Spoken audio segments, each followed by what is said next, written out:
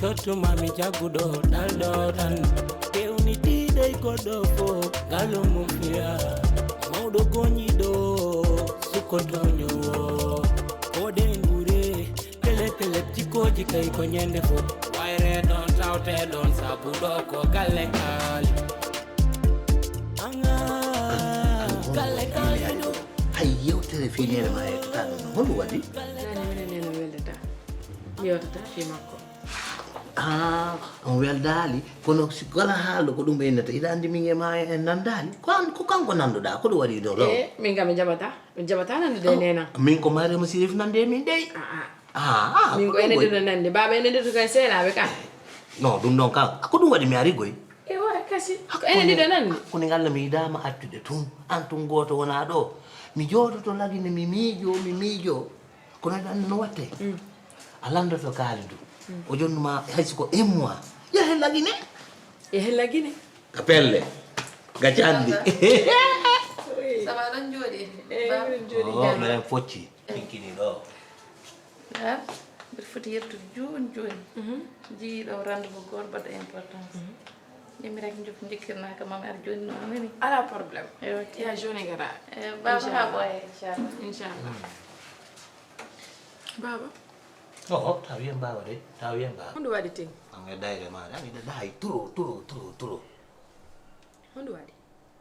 a defana yo mi defana mo heccanki ko mbo yontano baba o woyna defende heccanki ko mbo yontano mi hanki mi hande no kanko joni no ko wona wotere baba o defi ko min on min fo saƴƴata adefi hanki adefi heccanki hande kadi a defana mo o wakki sako en makko yalti jaasi o mi lawol makko ina defana mo o boylan no wada dum woni dayre ma de wona dayre baba an an esko ko min jibi ma saji handen tum an anda non hoore ma a anda hoore ma ko dum wadi kala addo o jodo e dow ma an e odo ko hombo hecci baba du wona ay pos min ne an e odo ko hombo hecci baba ko mi yidi mo do galle do hecci mi na mi na o yidi do galle goy ko duubi min ni ko hombo hecci kanko heccu ma laabi sappo o min mi wadi investigation ka faamali an tum garda do ha wada invite abotu o ko kali du woni worko makko njowo ko heedi nayo rewi do o si tawno ko mbewa ni hakkunde ngallo o jibini hono ma baba ni ma de mi hala ni ma baba ka mawdo de goddi dia forande halde wona hala ma de horma anko dum jokkuda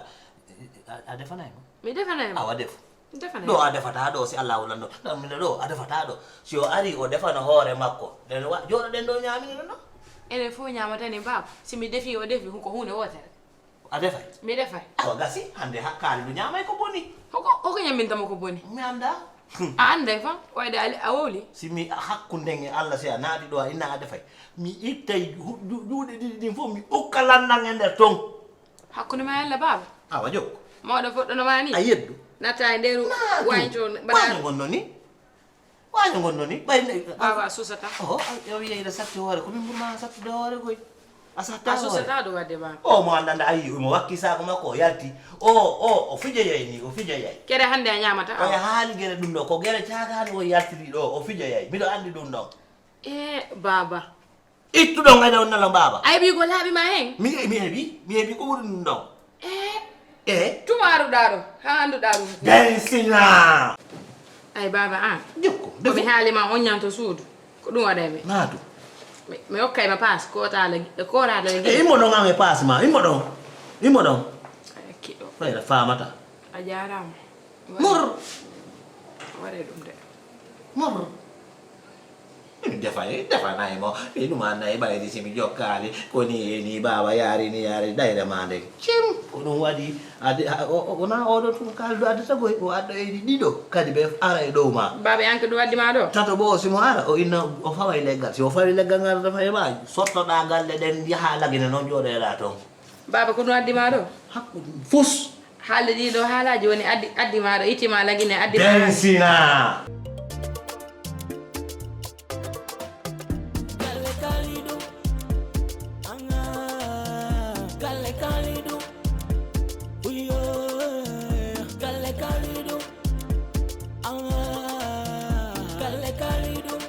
leli leli le gale gale do ko gale kam ni do chot mami chotu mami jagudo daldo tan kewni ti dey ko do fo galo mufia mawdo goni do suko donyo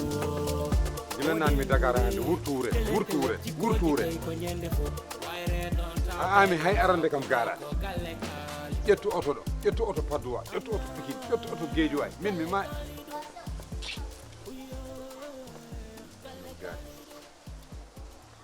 nati heftinde jaari min neɗɗagal jaari to wonno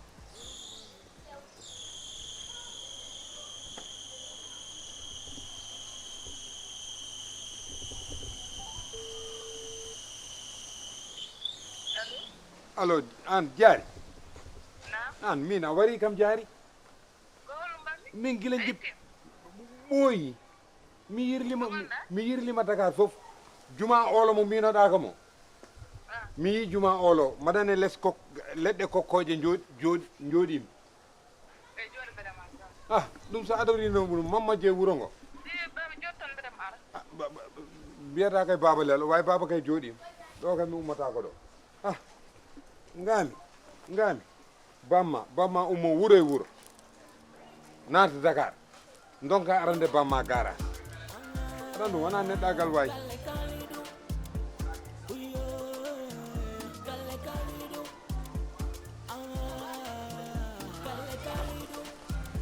ana yettima galle de jungane jaay a yettima galle noon gandiranmi galle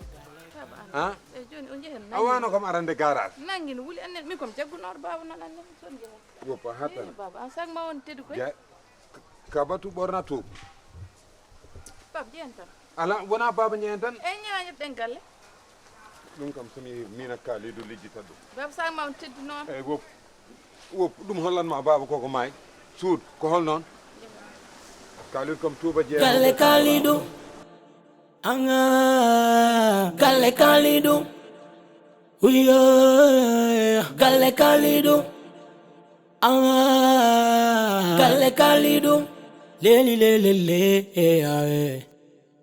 galle kalidu ko galle kamni do chot mami chotu mami jagudo daldo tan pewni tidey goɗɗo fo ngalo mum fiya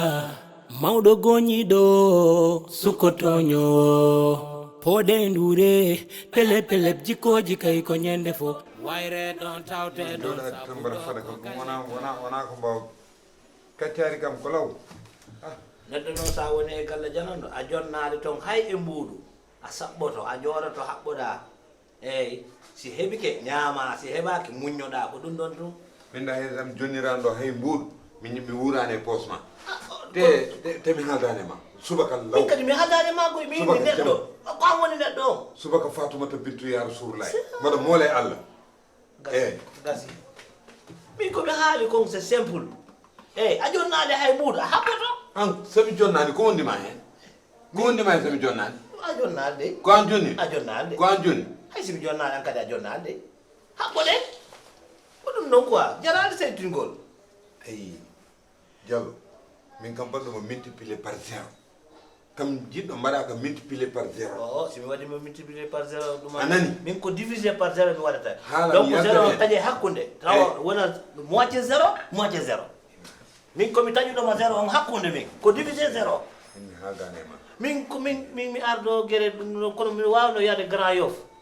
toon konoɗa eyyi baadira no Grand Yoff imo darni toon étage wi joom moola nangi a tiggitoto hakku fune on yana daranda seydani baba minen nin ara an kadi noon addana ɗumɗo min acci hakke baba fami sone mo merana alhamdulillah Ɗum ko woni? a waɗi hen sukkaɓe boyri ay mo waɗi sukka a waɗi lingom seeɗa ay mo waɗi seeɗa awa gasi baba mi yahami sone ma mburu mi ara eyyi connarna kam café awa ala e mburu baguette onon mbiyat mburu baguette eyyi ayi eyyi no woɗi hande no miiɗa ñamde omelette on falda mayonnaise e nen bakal Mayonnaise e nen. ɓoccode pasnade eyyi ala probléme ko woddi ko taƴete ko no wiyete solution yo son wannam hen son anani ala probléme mi sonnayma machallah ɗum ɗon ko dépense billahi net aɗa jibina net taw kanko ɓurma ɗum ko dépense ɗum ko dépense yettane poche ma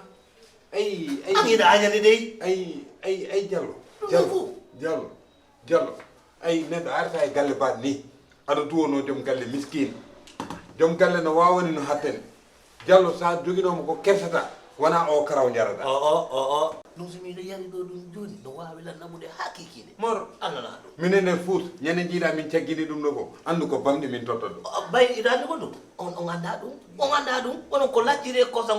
anduɗo ñiiri e kosam ko ɗum anduɗon ɓoy minen min gandi ñiiri e kosam min ñaama joni min dolo tawi min mam haalan ɗum mam yewtiɗen e kaalid na arta e galle makko tawa mo wone condition aɗa fonnamo basal ko ɗum woni basal aɗa duwonomo basal min wonani basal ko économie waɗata économie nogay mi haccito a jooɗiɗo lande ɗo café nogas miskin kam ko miskin mburu lannoɗa booru lannoɗa ɗum ɗo a yara kam ko miskin tan ayi min Diallo sa weeti kam a yara wonma ko boni a memata anani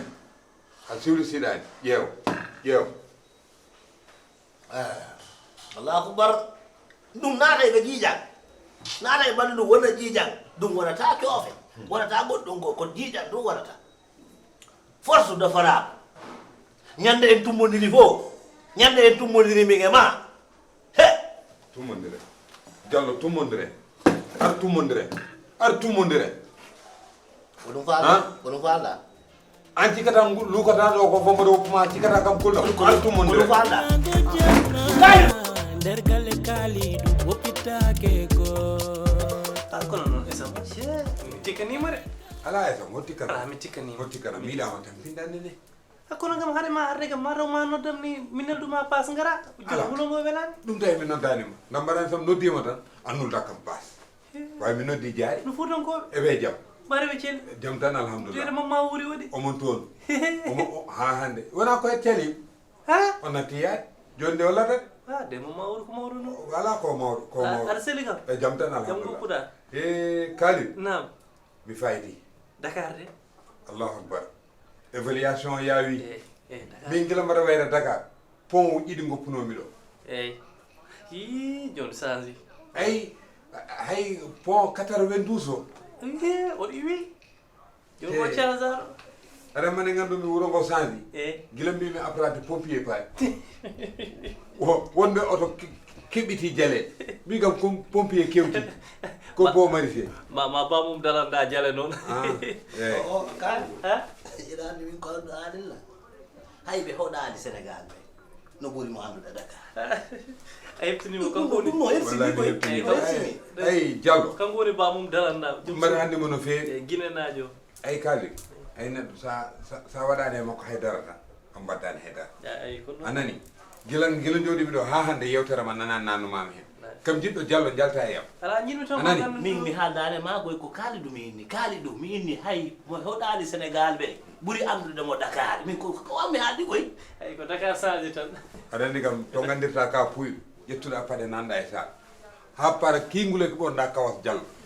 ha waɗede ko kawas on ko ɓuuɓo ngo waɗi timi waɗi kawas o fawodira ɗi couleur aji kewɗi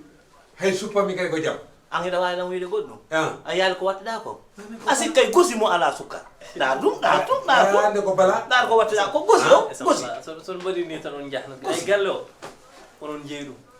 faami min Kalidou yeɗa andi ko mi andamma mi haaldema tan ko aɗa andi min haalɗi ɗo min e ma ko haalduɗen ko iwata a respecte ɗum iwata gasi min ko ɗum ɗon de Min koyɗi ko ma- haajan ala hen galle o galle Allah galle ma ko an jeeyi ko jiɗɗani waɗe ko gañƴani woppe ɗum iwata ala ko yiɗi kay watta Kalid min karaweje mabɓe ɗe mi ñamata ɗum koɓen defat ko min mi ñamata ɗum annene esam kala ko moyri jiɗɗani on de moyri on de waɗay ɗo si Allah waɗan ɗo jawi moyri on moyri kaaba noon moyri kaaba exigence kala ko neɗɗo yiɗi ñamde e galle woni onon ɗiɗo foof ma ñam ɗum ɗo ma yar ɗum so allahu lamɗo jaɓi onon gone e jaam tan min ɗum tan jinmi ayi Kalid min kam jurmiɗo nde ka isiraɗo moƴƴo way nafat neɗɗo saɗa daña isiraɗo wasa daña isiraɗo puyɗo anani goto kala ko waɗe galle o mi nani o ɓooyi ɗo galle makko ayi te kala ko waɗɗo mi tini ɗum ayi Kalidou ɗum noon koko nattata min kadi noon ka isirawa ka neɗɗo moƴƴo kono a waɗi erreur sida tigga a tiggay paykum a tiggay suka toto kum a tiggata mo andanda hoore ma baawe makko sinano kanko jibinmo mo wawa mo tiggude kanko a fini nayi ala mamare kali so mawɗo fini wiyete fini mamare min ko oñon jibin mamare addandamo mamare wona gonga nayejo jona no mbatten mor ara no mbatten ay waaji ɓe ngari ɓe mbiyanno mon ɓe jehen ay kamɓe kaalata bowal jehen jokkondiren e maɓɓe ƴeewen yettoya to mbimi mon ɗo enen fof jaaren lawol gotol wona eyyi wawi kali e jehen tan galle o changeat de changeat galle ɗen changeat changeat e sam wala fadi wona dawale ma laaɓu je te tiens à l'œil min sa wi ka ma laaɓa ko gacce ma ay min Diallo bonnedagal ma ngal min ɓuurma bonnenede hakkunde Allah mbaɗa hertanno kaali an ɗo hakkunde Allah a wuuray souffrance minge ma sa wi noon mi wima fini wawma laaɓi sappo min aɗa wawi kam wuurno souffrance hakkunde renaki eyyi kaali imin gara si a renaki hakkunde Allah mi feeti korte wona eyyi caggal am wowi bonani jiiɗo yeeso ma mo anda ka goto korte wawi sa weddima kam korte mi holluma min kam mbaɗɗo belende korte te min e ma oɗo galle ma waɗde an a waɗata mi andama goɗɗum hakkunde ngal a watta ɗo yontere a hootay wona ko wallahi a hootay an ka étranger an ka étranger immo ɗon ene leno ka étranger ko ɗum ɓurɗaɗa ɗo ko ɗum ɓurɗaɗa ɗo an hay a Dakar a anda yaltin carte morma yaltin carte d'identité ma yaltin carte d'identité ma mo ɗum yaama nder galle kaaliɗo woppitake goto galle kaaliɗo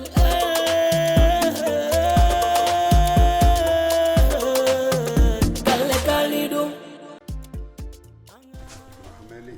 yo Allah jundu balɗe makko ɗemgal ngal laaɓi te kala ko haali taw koko selli o pulango wawa ɗum yobte ndesa est ce que Allah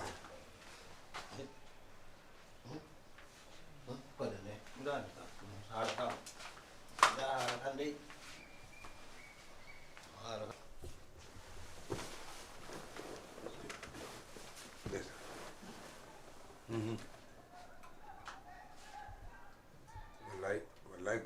gonga celluɗo ndesa 2 minutes min kam mi duwontoma tan mi duwontoma no pulangu fof duwonto Demba hande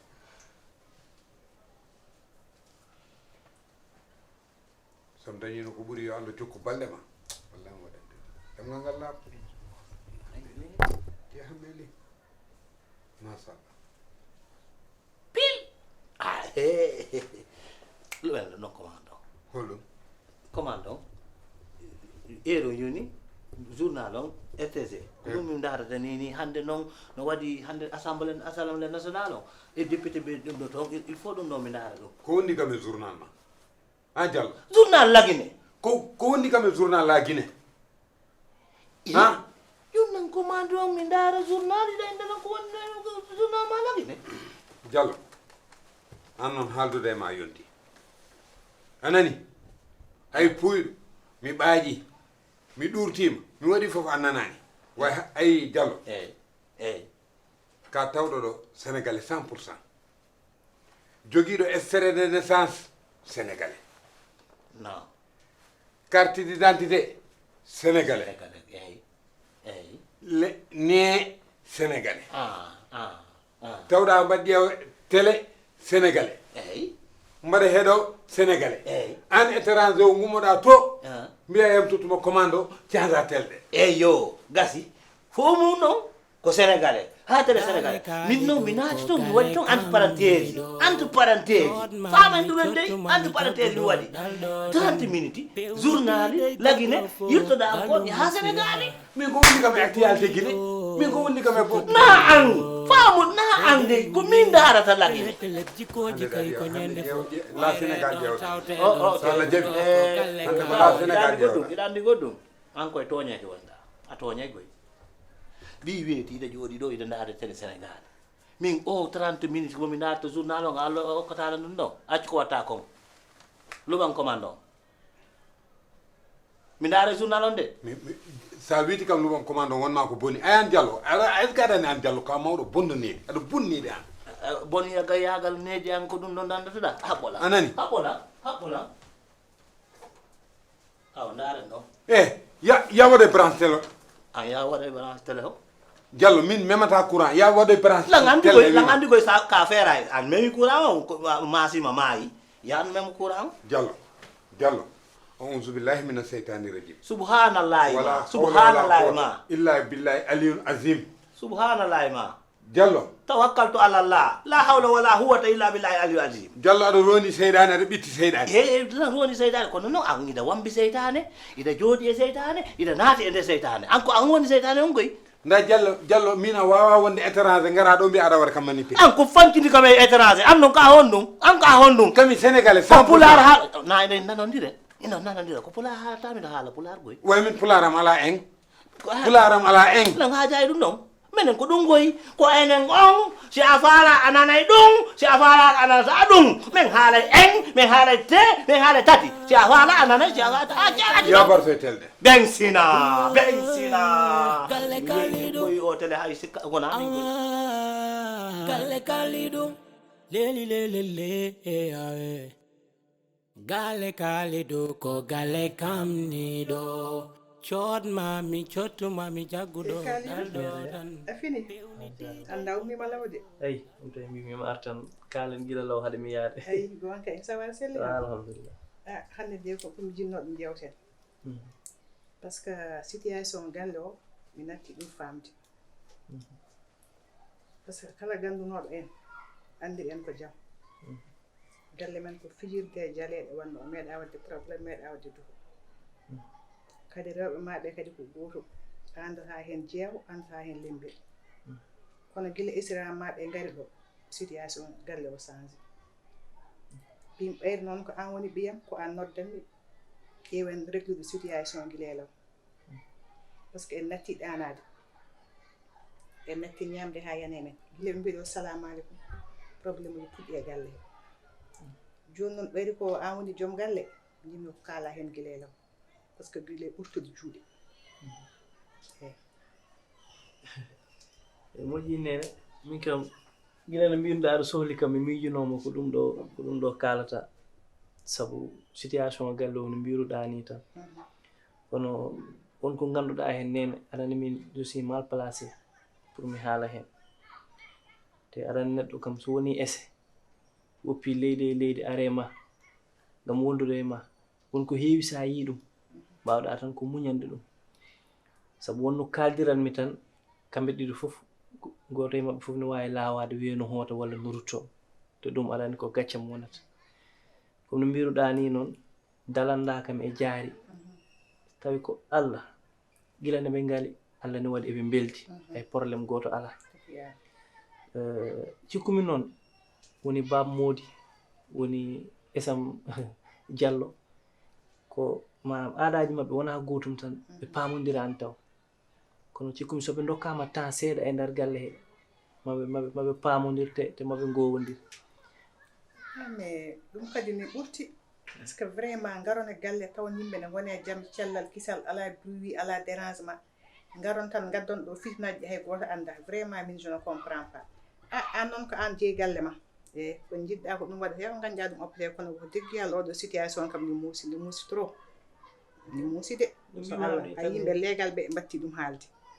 par ce que galle men o hay goto meeɗa andirde probléme ko jamma jaam hendu ɓumdu fijirde e jaleɗe zéro probléme zéro stress kono guila ɓe mbiɗo assalamu aleykum jam men gasi ɗum noon ko an tan wawi haalde hen probléme so Allah jaɓi ɗum kam nene ɓopulmi e juuɗam so Allah jaɓi hay somi noddani mi haalde e mabɓe mami haalɗo goto foof e ɓiyum eto haaldude e bamum tawa kadi arani tan no mbirumami min wonno kaldiranmi tan mami mbi mataw komi puɗɗiɗo fannude ɓe nder galle walla ko way noon aran to ndeɗɗimi ɗo woni ko fewani tan kono ko kalɗa ko kadi ko gonga hay min mi ƴewtodimo ɗum ni mais arno e hakkillam tan koko mbimami ko wasde wowodirde nde e wasde wondude nde kono a wi ko min woni mawɗo galle kono ko an woni mawɗo galle tawde a waɗi kam interpellé a noddi kam so Allah jaɓi sa lelima ɗano an kom ko jiɗɗa ko ɗum mbaɗanumi hen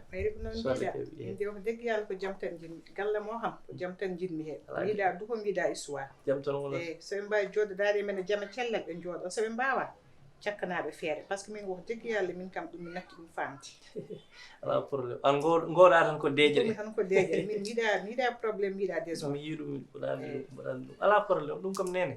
sa leli moɗama inchallah eyyi goto min mboɗo anda no mbaddanmi e mabɓe eyyi goto foof dal mboɗo jogui sirru ma wax dëgg yàlla ɓiɓɓe maɓɓe ham ko moƴƴuɓe jaari ko moƴƴo delenda ko moƴƴo par ce que ɓe jaaha ɓe mbaɗi habitué jikku mo joguiɗen o